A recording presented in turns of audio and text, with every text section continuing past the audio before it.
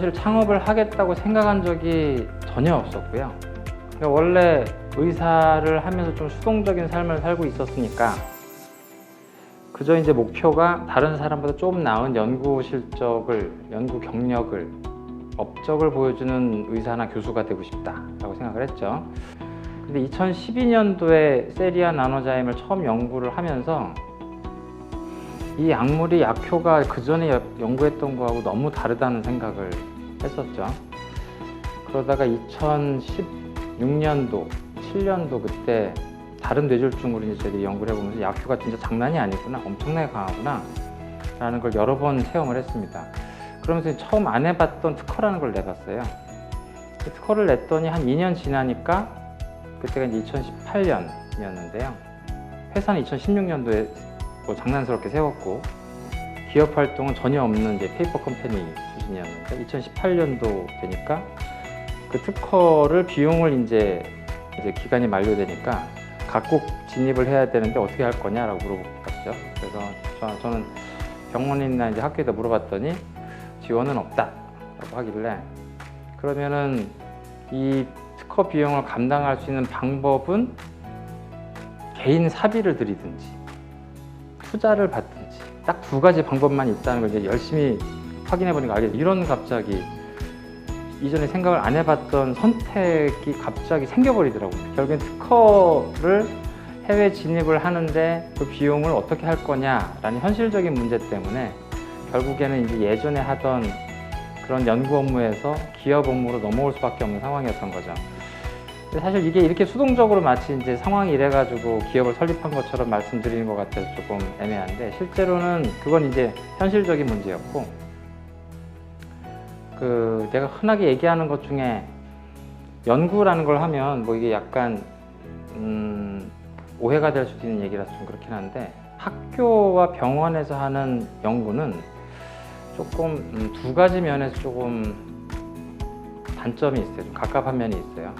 의사라는 영역이 하는 연구는 사실 의사가 굉장히 이제 폼나고 환자 고치고 하니까 막 그런 게 되게 훌륭해 보일지 모르겠지만 의사 입장에서는 주어진 약만 가지고 적용하는 사람이에요.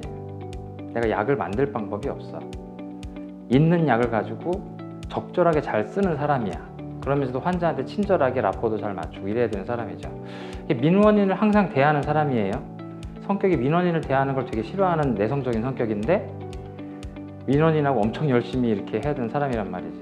근데 그걸 한두 번은 재밌어 할 수 있는데 시간이 지내다 보면은 이걸 계속 반복을 하는데 더 안타까운 건 외래를 하루에 한 60명을 3시간 동안 보면 이게 감정이 없다 보면 기분이 확 좋았다가 다시 시작하고 확 좋았다가 이거를 60명을 막 반복을 하는 거예요. 그러다 보면 어떤 일을 내가 의사로서 열심히 해서 내가 지금 오늘 이 보람을 얻었나 라는 걸 잊어버리게 돼 그냥.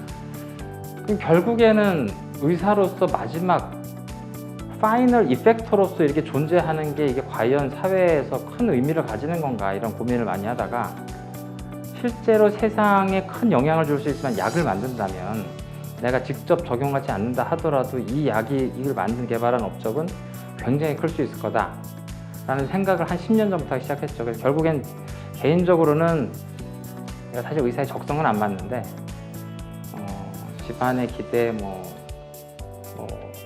가정 환경 애들도 좋아하고 하여튼 여러 가지 그런 걸로 이제 의사 생활을 하다가 이제 와서 이제 내가 직접 정말 좋아하는 거를 그런 분야를 찾을 수 있게 됐구나 약간 그런 생각을 좀 하고 있습니다.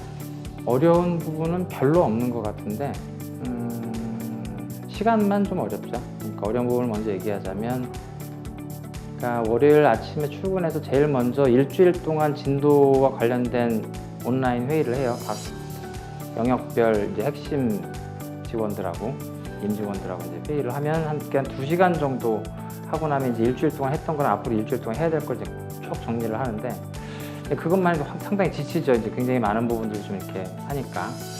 근데 그렇게 하고 화요일, 수요일이 되면 외래를 봐야 돼요. 제가 외래 클리닉을. 그러면 비교가 안 되게 지쳐요. 제가 신체적으로. 그래서 완전히 이제 탈진을 하게 되는데 그러고 나서 이제 목요일, 금요일 날 다시 이제 회사를 신경 쓰게 되면 굉장히 체력이 이제 떨어진 상태로 회사 업무를 신경 쓰게 되니까 제가 조금 그 체력이 좀 떨어지는 면 이런 것들이 좀 지금 두 가지 업무를 하는 거에 조금 힘든 부분이 있다. 그 정도가 조금 힘들고요. 장점은 대단히 많습니다. 장점은 사실 의사들이 창업을 할 때 대부분 의료기기 창업을 해요. 그 제약 쪽 창업을 하지 못하는 이유는 사실 약을 만드는 건 화학자들의 영역이거나 아니 무기화학 공대 엔지니어링 쪽의 영역이거든요. 물론 요즘은 이제 그 생물학적 제재들이 있어서 조금 생물학적인 영역도 있긴 하지만 거의 명백하게 화학자들의 영역이죠. 근데 유기화학이나 무기화학을 배워도 우리가 그거를 배우기만 했지 약을 만들 수 있는 건 아니에요. 근데 의료기기는 환자들을 보다가 수술 도구나 아니면 검진 도구 이게 조금만 더 개선되면 좋겠다. 그런 아이디어들은 많으니까 의료기기 쪽으로 창업을 굉장히 많이 하는데 아시다시피 의약품 쪽의 발전하고 의료기기의 발전 사실 비교가 안 되거든요. 제약 쪽의 규모나 그런 것들이 뭐 상대가 안 되고 훨씬 더 이제 시장이 큰 곳이라서 제약 쪽을 하고 싶어도 못하는 게 있는데 저는 좀 실험을 굉장히 좋아했던 사람이라서 동물 실험이나 그런 것들을 굉장히 예전부터 해오다 보니까 약물을 개발하거나 그런 데 굉장히 관심이 많아서 그런 걸 잘 할 줄 아는 과학자들, 박사님들과 일찍부터 많이 교류를 했죠. 그래서 약을 만드는 방향으로 처음부터 좀 접근을 했었고 근데 그분들을 만드시는 분들은 여기 굉장히 많은 벤처 회사들 있지만 그분들의 가장 큰 단점은 약은 만들었는데 전임상 시험을 어떻게 해야 되는 건지 그다음 임상 시험을 어떻게 해야 되는 건지 임상 시험을 하면 질문은 온통 뭐 전임상 임상 시험에 대해서 뭐 투자자분들이 막 엄청나게 막 송곳 같은 질문을 하면 제 생각에는 진짜 개발만 하시던 분들이라 진짜 얼어버리실 것 같은데 저는 임상 시험을 수도 없이 해온 사람이고 평상시에 이제 그 글로벌 기업에 많은 임상 시험 2상, 3상 임상 시험 4상 뭐 수도 없고 전임상 시험은 제가 지금 서울대학교 병원에 전임상 실험 실장으로 있으니까 굉장히 많은 전임상 실험에 개인적인 역량과 그런 경험을 가지고 있어서 약만 준비되어 있는 상황이라면 그 다음 진도에 대해서 제가 스스로 굉장히 많이 알고 있어서 제 투자자분들 굉장히 안심하고 오히려 그 다음 레벨로 갈 때 제가 아는 영역이다. 또 임상시험 가게 되면 이건 내 영역이다. 이렇게 할 정도로 환자들을 그렇게 해서 모을 수 있겠냐는 뭐 구체적인 질문이 나와도 어떻게 해서 모으게 된다. 각 나라별 실정도 다 알고 있고 이런 상황이니까 그런 면에서 아주 큰 장점이 되죠. 그래서 실제 필드에서 진료를 받던 의사가 만약에 제약 업계로 창업을 하게 될 경우에 그분이 가지게 된 업무적인 장점은 엄청나게 클 것 같다라고 생각해요. 근데 문제는 제가 이렇게 창업을 해서 의사 좀 고용해 보려고 하는데 의사를 뽑을 수가 없네. 내가 의사인데 의사를 뽑을 수가 없네요. 아, 그게 굉장히 힘들더라. 네. 경영 철학이 너무 많은데 이게 해마다 막 나오는데. 근데 뭐 약자도 만들고 막 이렇게 했었는데 홈페이지에 보면 뭐 대쉬라고 이렇게 써 있는데요. 제일 중요한 거는 사실은 대쉬라는 표현에 안 들어가 있지만 인티그리티거든요. 앉아가지고 막 작업을 한다고 오히려 생각을 방해하는 거지. 그러니까 이제 어느 순간에 큰 방향을 바꿀 만한 중요한 아이디어가 생각나는 건 그 사람이 머리를 자유롭게 놔뒀을 때란 말이에요. 그래서 그런 방향성을 크게 잡는 게 굉장히 중요하다. 그래서 어떤 경우든 막 무작정 열심히 일하는 게 아니고 그냥 책상에 앉아 있는 게 아니고 본인이 하고 있는 업무에 있어서 제가 각 직원들한테 어느 방향성을 가지고 어떤 게 목표고 어떻게 일을 할 거냐 그걸 굉장히 중요하게 얘기하고요. 두 번째는 인티그리티라고 얘기했는데 그러니까 사람하고 대화를 해도 우리 안드로이드랑 대화를 하면 너무 사람 같은데 조금 얘기하다 보면은 아유 사람 같지 않다 이렇게 생각을 하는 건 뭔가 기계적 굉장히 성실하게 대답을 하는데도 불구하고 이 친구의 감정이 안 느껴져서 그렇잖아요. 그래서 업무에 대해서 얘기를 해볼 때 열심히는 하는 것 같은데 사무적으로 대하거나 뭐 이런 걸로 해서 이 사람의 열정을 알기 힘든 사람보다는 힘들다 하더라도 어떤 게 힘들고 뭐 어떤 걸 좀 고쳤으면 좋겠고 이런 식으로 자기의 이 업무에 대한 감정 상태를 자꾸 대화할 수 있을 만한 그런 사람이 되자. 그 두 가지가 제일 중요하다고 생각합니다. 일단 무서워할 거예요. 그게 무서워한다고 좀 무서워 보입니다 라고 얘기하길래 제가 무서운 거 맞다 라고 사실 안 무서운데 그러지 않아 무서운 거 맞다고. 그게 무서워 보일 수밖에 없는 게 제가 좀 내성적이라고 했잖아요. 그러니까 내성적인 사람은 자기가 생각하고 있는 일감이나 생각거리를 제외하고 모르는 사람과 만났을 때 대화가 안 되는 사람이라고 저는 그렇게 생각해요. 결국엔 일에 대해서 얘기를 하고 일에 대한 감정을 얘기하고 거기에서 약간 힘들어하는 것 같으면 그 어떻게 즐거울 수 있는지 이런 걸 얘기하고 이러다 보니까 좀 다른 뭐 연예계 얘기나 뭐 흘러간 요즘 세상 얘기나 이런 걸 하면은 제가 너무 재미없어 하든지 뭐 이러거든요. 그래서 지금 현대 상황에서는 조금 각자들 여기 회사를 들어온 이유가 성장을 하지 못하면 도태될 수밖에 없는 회사이기 때문에 제가 개인적으로는 그런 면에 좀 이해를 해주는 게 좋지 않을까. 일과 관련된 거라면 충분히 내가 웃겨줄 수 있다. 그렇게 얘기를 하죠. 저희들이 이제 세리아를 베이스로 한 무기물질 베이스의 이 세리아 나노자임은 기존 물질들과 비교했을 때 단위 물질당 수십 배, 수백 배의 굉장히 강력한 항산화 효과를 가지고 있어요. 그래서 이 물질들이 이런 응급 상황에서 갑작스런 그 활성산소를 억제해서 염증을 크게 줄이는데 굉장히 효과가 강력한 거죠. 그래서 저희들은 첫 번째 이 세리아 나노자임을 지주막하 출혈로 인해서 사망할 것 같은 환자, 아니면 심각한 뇌경색으로 사망이 우려되는 환자, 내지는 폐혈증, 뇌외상 이런 것과 같이 굉장히 심각한 질환으로 치명률이 높은 질환에서 응급 구조 치료제로 지금 개발하고 있습니다. 국내외에 이제 이미 잘 알려진 카테고리의 약물, 아니면 잘 알려진 물질의 약물이다 라고 하면 굳이 해외로 나갈 필요가 없죠. 뭐 어떤 계통에 이미 약물이 알려져 있으니까 그 다음 어떻게 보면 패스트 팔로워가 되려고 노력을 해야 되는 상황인데, 저희들이 학술적인 백그라운드에서 제가 오랫동안 연구했던 분야에서 이게 튀어나오다 보니까 저희들이 세리아 나노자임을 가지고 뇌출혈, 지주막하 출혈, 뇌경색의 세계 보고를, 학술계 보고를 한 게 저희들이 처음이었어요. 다른 어떤 팀도 그걸 보고한 적이 없단 말이죠. 그러다 보니까 세리아 나노자임을 치료제로 실제 사업화하겠다, 산업화하겠다 라고 결정한 팀이 제가 알고 있기로 전 세계에 우리밖에 없는 상황입니다. 그러다 보니까 이런 희귀 질환에 굉장히 강력한, 그전에 보지 못했던 카테고리의 새로운 약물을 퍼스트 인 클래스를 넘어서 퍼스트 인 머티리얼에 해당되는 이런 약물을 어떤 시장에 들어가려면 아무래도 본무대에 들어가는 게 가장 적절하다라고 생각을 하고 있죠. 그래서 저희들은 미국의 FDA에서 그 약물의 허가를 받는 게 가장 궁극적인 목표가 되겠고요. 그래서 1상, 2상, 3상을 미국이나 서구권에서 진행을 하고, 물론 이제 3상을 진행하기에 굉장히 많은 임상 연구비가 필요할 수 있기 때문에 그때는 글로벌 빅파마와 공동 개발을 하면서 진행하는 것을 목표로 하고 있습니다. 10년 뒤에 이제 제가 트위터를 인수해가지고 일론 머스크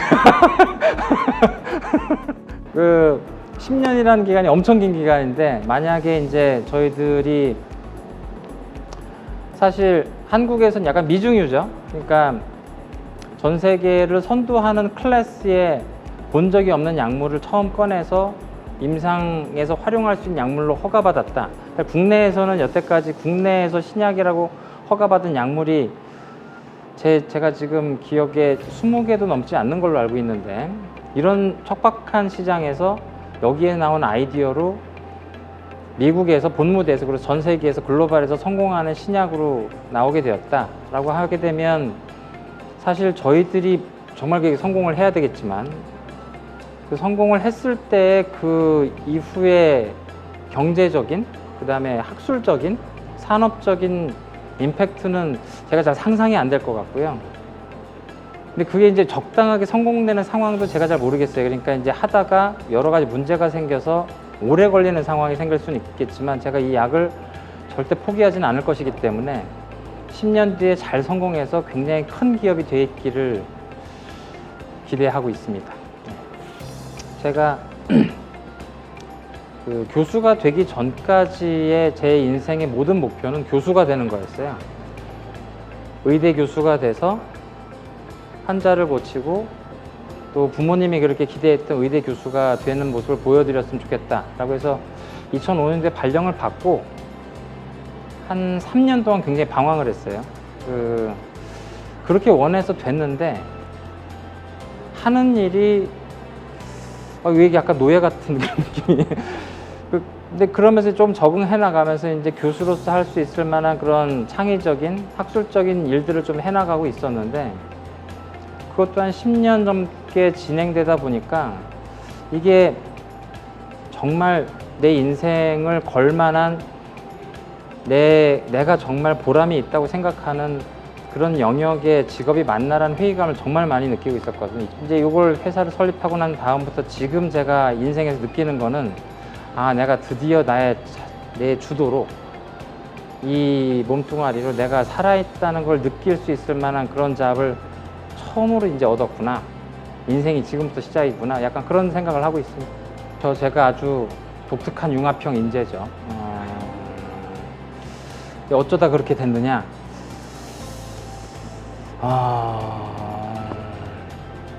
그러니까 근본적인 거는 모르겠고요. 근본적인 건 모르겠고, 레지던트 때였어요. 그러니까 환자와 질병을 공부하는데 굉장히 시간이 부족한 시간들이지. 근데 좀 이상하게 저는 레지던트 2년차 때 환자 보는 걸 굉장히 부족한 상황인데도 그 실험실에서 실험을 하면서 어떤 이론을 증거를 찾거나 그런 업무를 하는 선배들을 굉장히 동경을 했었어요. 그래서 그쪽을 일을 하고 싶다라는 생각을 했던 게, 그러니까 어떻게 보면은 의사로서 의사의 기본적인 업무를 하는 것도 중요한데 내가 여기 들어온 거는 약간 그런 느낌이 있었던 것 같아요. 그러니까 내가 할 수 있어서 한 거지 하고 싶어서 한 건 아니다. 내가 할 수 있는 일을 좀 자꾸 찾고 싶다라는 생각을 자꾸 한 것 같아요. 그러니까 약간 나쁘게 얘기하면 이런 것도 있는 것 같아요. 그러니까 뭐 인생에서 내가 열심히 해가지고 위인이 되고 싶은데 의사로서 위인은 슈바이처로 끝났다. 근데 너무 많은 훌륭한 의사들이 있는데 그분들이 인생을 갈고 열심히 한다 하더라도 세상에서 의사나 의학을 바라본 눈길이 예전처럼 이렇게 환자 하나 잘 치료하는 걸로 알아볼 수 있을 만한 세상은 아니다. 내가 하는 일을 사람들이 좀 인정해 줄 수 있을 만한 곳을 좀 찾고 싶다고 생각을 했는데 그게 내가 가진 재주에서는 뭔가 약을 개발하는 영역이었어요. 그래서 병원 자체는 어떻게 보면 임상 연구를 얼마든지 해도 비슷한 수준의 논문을 많이 쓸 수가 있기 때문에 연구 실적이 올라가고 훌륭한 임상 연구 의학자로 남을 수가 있는데 저는 그런 것보다는 실험 연구를 좀 이렇게 하고 싶다는 생각을 어릴 때부터 그렇게 했고 사실 그게 어떤 결과를 가져올 거라고 생각을 해서 한 건 아니고 다른 사람보다 좀 앞선 수준의 약을 만드는 내지는 병의 기전을 밝히는 그런 연구를 하는 게 지금 필드에서 의학을 하는 것보다 훨씬 높은 수준의 업무다라는 그런 생각을 가졌던 게 결국에는 그쪽 영역을 융합하게 된 계기가 아닌가 그렇습니다.